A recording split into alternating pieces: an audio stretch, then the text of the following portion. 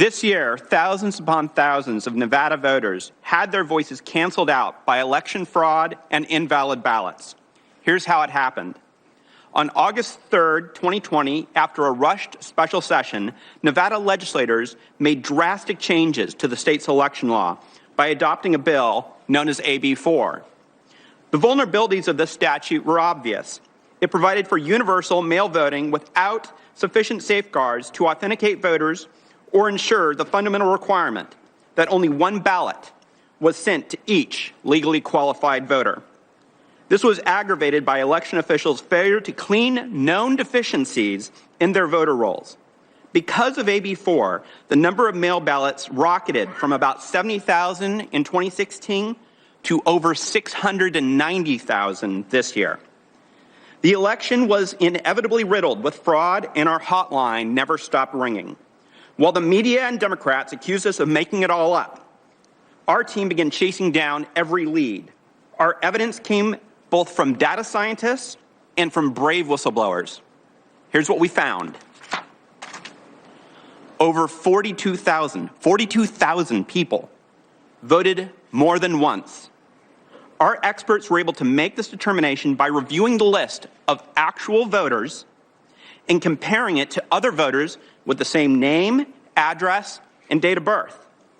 This method was also able to catch people using different variations of their first name, such as William and Bill, and individuals who were registered both under a married name and a maiden name. At least 1,500 dead people are recorded as voting, as shown by comparing the list of male voters with the Social Security death records. More than 19,000 people voted even though they didn't live in Nevada. This does not include military voters or students. These voters were identified by comparing the list of voters with the U.S. Postal Service's National Change of Address database, among other sources. About 8,000 people voted from non-existent addresses. Here we cross-reference voters with the Coding Accuracy Support System, which allowed our experts to identify undeliverable addresses. Over 15,000 votes were cast from commercial or vacant addresses. Our experts found these voters by analyzing official U.S. Postal Service records that flag non-residential addresses and addresses vacant for more than 90 days. Incredibly, almost 4,000 non-citizens also voted, as determined by comparing official DMV records of non-citizens to the list of actual voters in the 2020 election. The list goes on. All in all, our experts identified 130,000 unique instances of voter fraud in Nevada. But the actual number is almost certainly higher. Our data scientists made these calculations not by estimations or statistical sampling, but by analyzing and comparing the list of actual voters with other lists, most of which are publicly available.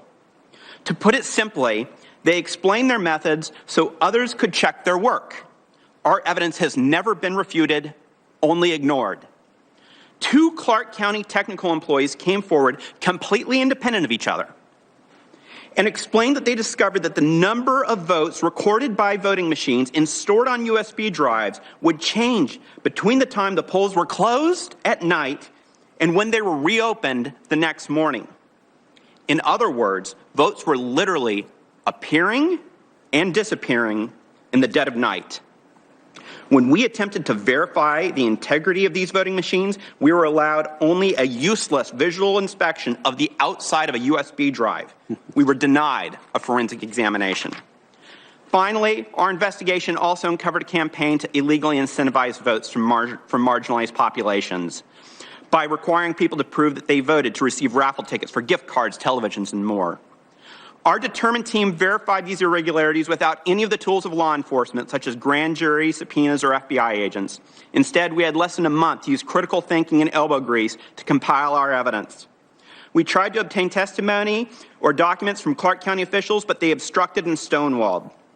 When we filed suit, state officials and even courts delayed proceedings for days, but then offered us merely hours to brief and argue our cases. In wrapping up, Mr. Chairman, These findings are disturbing, alarming, and unacceptable in a free society. Our free and fair election tradition is a precious treasure that we are charged with protecting.